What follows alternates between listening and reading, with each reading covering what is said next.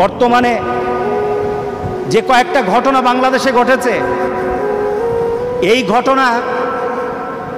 ঘটনার ব্যাপারে আমাদের কি চিন্তা থাকতে পারে?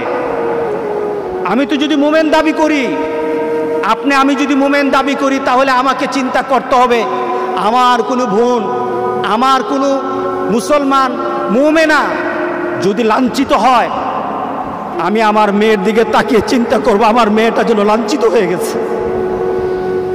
আপনার মেয়েটার দিকে তাকান।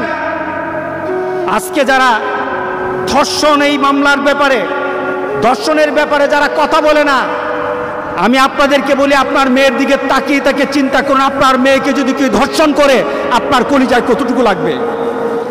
আপনার বোনকে যদি ধর্ষণ করে আপনার কলিজায় কতটুকু লাগবে?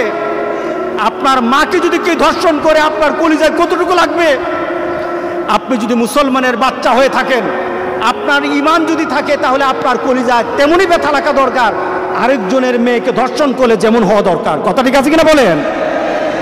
এটা আমার ইসলাম, এটা আমার ইসলাম।